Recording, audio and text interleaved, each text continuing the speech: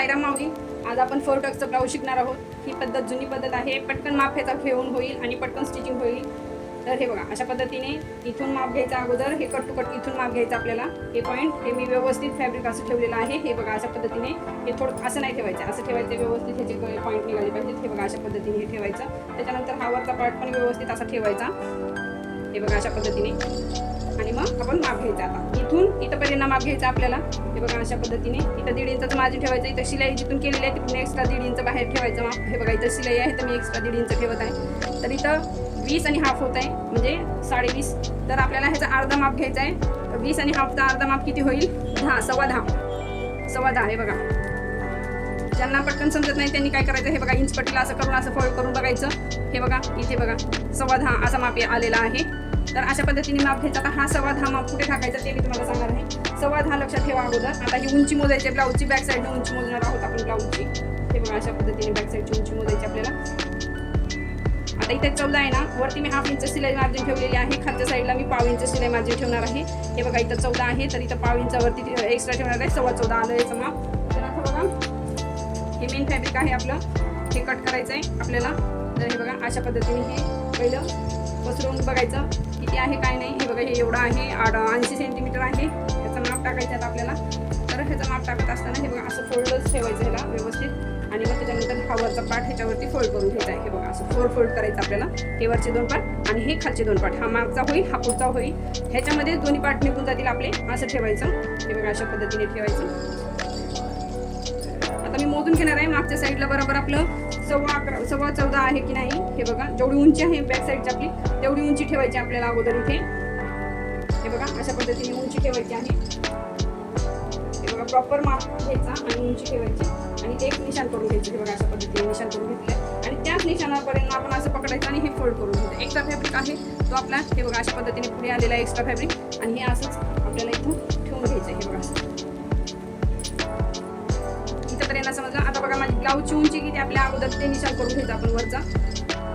हा extra fabric मी कशासाठी ठेवलेला आहे ते पण मी तुम्हाला सांगेन. 14.25 आपली उंची आहे तर आपण अगोदर 14.25 वरती हा मार्क करून घेणार आहोत. हे बघा, अशा पद्धतीने. आणि इथे स्ट्रेट लाईन करून घेणार आहोत.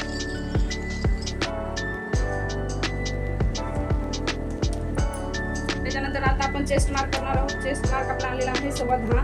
तर हे बघा, 10.25 वरती मी जसं तसं मार्जिन करून घेत आहे. आणि जेवढं इथं आलेलं आहे तेवढंच आपल्याला खालच्या साईडला घ्यायचं. 10.25 आलेलं आहे तर 10.25 खाली घ्यायचं आहे. कमरेचा पार्ट छोटा आहे तर आपला टक्स जो इथं आपण पॉईंट घेतो त्याच्यामध्ये हे कव्हर होऊन जातं. त्याच्यासाठी आपल्याला इथे जेवढा चेस्टचा पार्ट आहे तेवढाच इथं घ्यायचा आहे खालच्या साईडला. आणि त्याच्यानंतर हे बघा, अशी रेष आपण घ्यायचं आहे. हे दोन्ही मार्क जोडून घ्यायचे आहे. सिलाई मार्जिन पण ह्याच्यामध्येच इन्क्लूड आहे. आपण सिलाई मार्जिन सोबतच हे मोजून घेतलेलं होतं तर सिलाई मार्जिन पण ह्यातच आहे.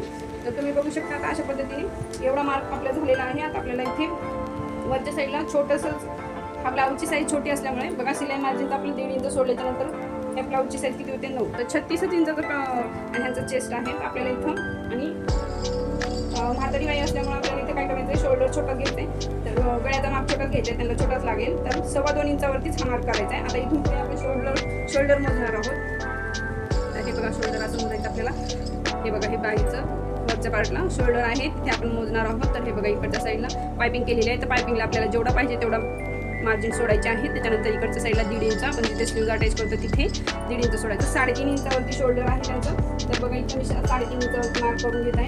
आता इथे जेवढा मार्क आहे समजा इथे बघा 5.25 इंचावरती मार्क आहे. तर आपण इथे पण 5.25 मार्क करणार आहोत आणि इथे स्ट्रेट लाईन करून घेणार आहोत. हे बघा, अशा पद्धतीने स्ट्रेट लाईन करायची. आता आपण इथून खाली ह्यांचं जे आहे ब्लाऊज त्याच्यावरती पण माप मोजून आपण इथला आपला मार्क काढू शकतो. अगोदर आपण बघू हे येतं का व्यवस्थित. हे बघा, पण हे खूप मोठं व्हायला लागले. हे ब्लाऊज व्यवस्थित स्टिच केलेलं नाही आहे त्याच्यासाठी. मग आता आपण इथे परत एकदा मोजून घ्यायचं आहे. हे बघा, 6.25 झालेला आहे. तर आपण इथं फक्त 6 इंच 6 वरतीच मार्क करायचं, 6 इंचावरती. आणि इथे पण 6 इंचावरतीच मार्क करायचं आहे. आणि त्यानंतर हे 6 इंच असे जोडून घ्यायचे आहेत. इथेपर्यंत कळलं. आता बघा, इथं 1.5 इंचावरती मी हे जे पॉईंट आलेला आहे तिथं 1.5 इंचावरती असं इंचपट्टी ठेवायची आपल्याला. इथं 1.25 आणि हे 1.5 त्याच्यावरती 2 मार्क करून घ्यायचे आहेत. 1.25 आणि 1.5 वरती मार्क करून घ्यायचे आहेत. इथे आपण आर्महोल बनवणार आहोत. आता इथं आपण गळा कंप्लीट करून घेऊया अगोदर.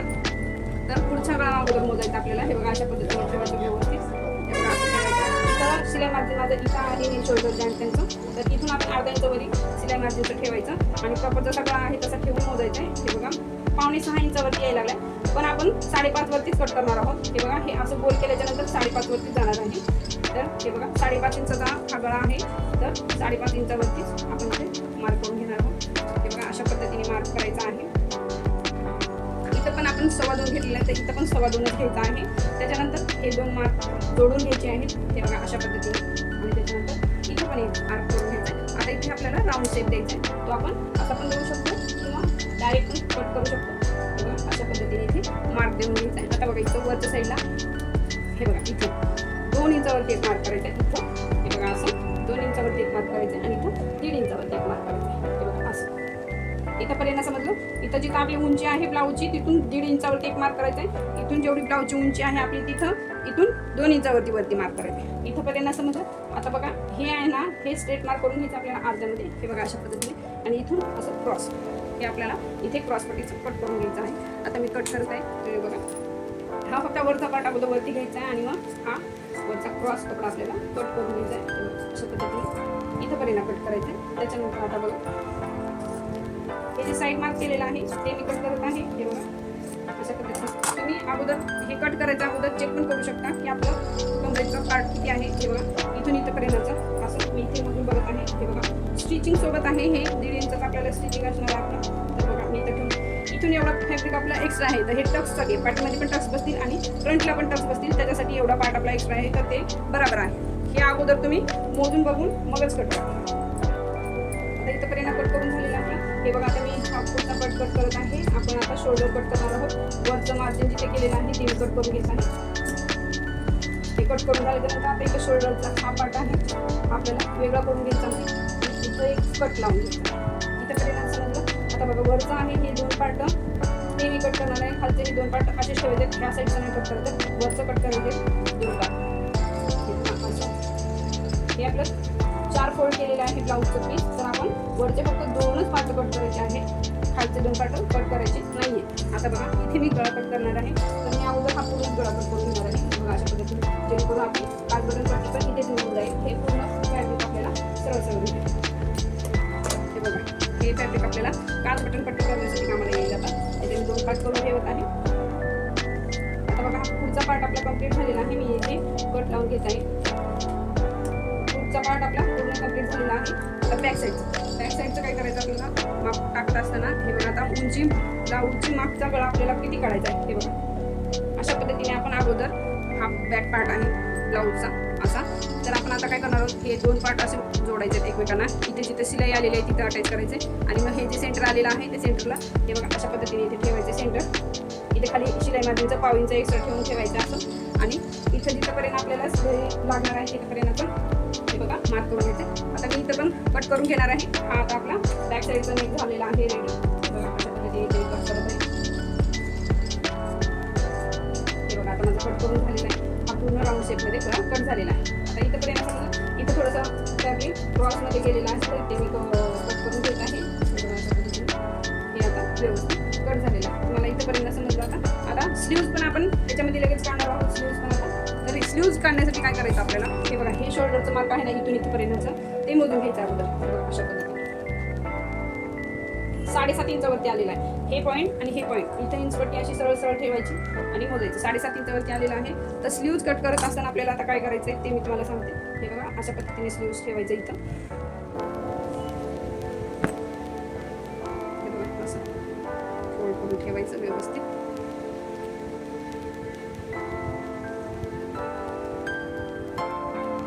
मी हे स्लीव्ह असे ठेवलेले आहेत. आता इथं खाली आपल्याला हा एवढा पार्ट आपला फोल्ड करून घ्यायचा आहे. 1 इंचावरती एवढं फोल्ड करायचं आहे आपल्याला फॅब्रिक.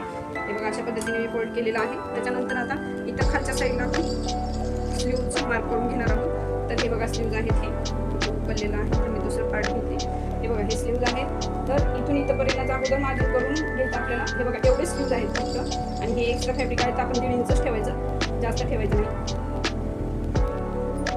1.5 इंचावरती मी ठेवलेला आहे आणि निशाण करून घेतलेला आहे. आता त्याच्यानंतर इकडचं पण मोजायचं आपल्याला अगोदर फ्रंट पार्ट मधून स्लीव्ह व्यवस्थित ठेवा अशा पद्धतीने ठेवायची, आणि ते कट टू कट इथं मापायचं. बघा अशा पद्धतीने वरच्या साईडला इथंपर्यंत आलेलं आहे तिथंपर्यंत ठेवायचं. एक्स्ट्रा आपल्याला शिलाई मार्जिनला ठेवायचं. हे बघा इथं स्लीव्ह आहेत, हे एक्स्ट्रा मी शिलाई मार्जिनला ठेवलेलं आहे. असं निशाण करून घ्यायचं. आता बघा हा वरचा झालेला आहे निशाण करून, खालच्या साईडला पण निशाण करायचं आपल्याला. हे पण असं सेम अशा पद्धतीने ठेवायचं, हे बघा असं.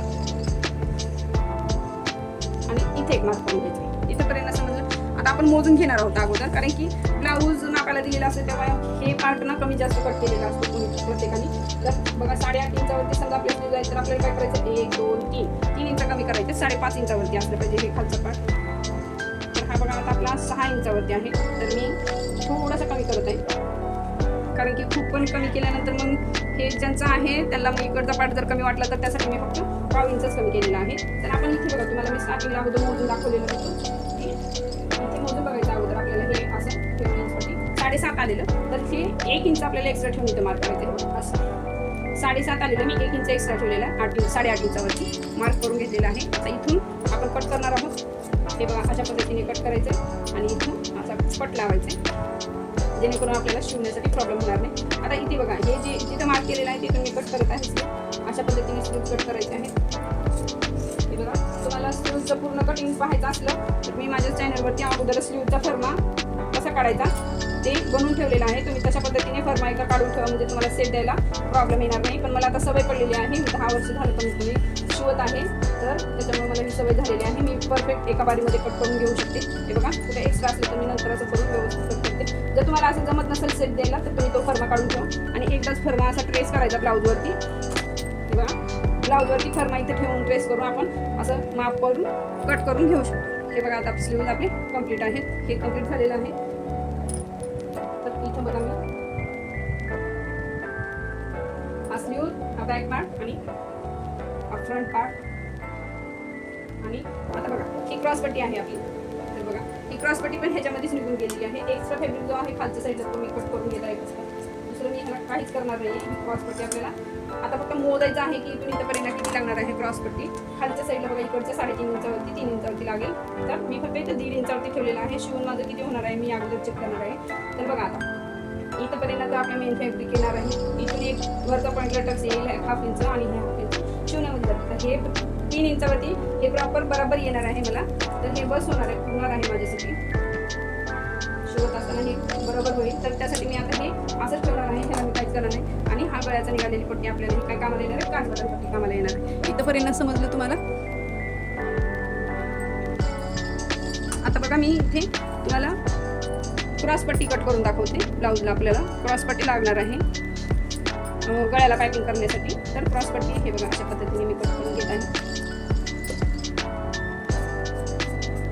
1 इंच किंवा 1.5 इंच इथंपर्यंत तुम्हाला ही पट्टी ठेवायची आहे. 1 आणि 1.5 किंवा 1.25 एवढ्यावरतीच ठेवायचं आहे. तुम्हाला जेवढी शिवायला लागणार आहे पट्टी तेवढीच ठेवायची आहे ती पट्टी.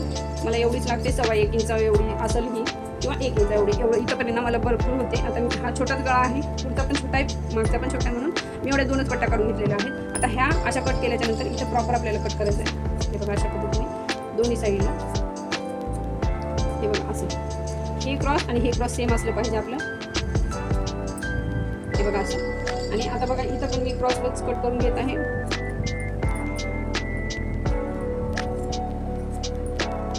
हे बघा, दोन्ही साईड हे क्रॉस आणि हे क्रॉस असंच कट करून घ्यायचं आहे. हे बघा, आता हे आपलं पूर्ण रेडी आहे, कट झालेलं आहे.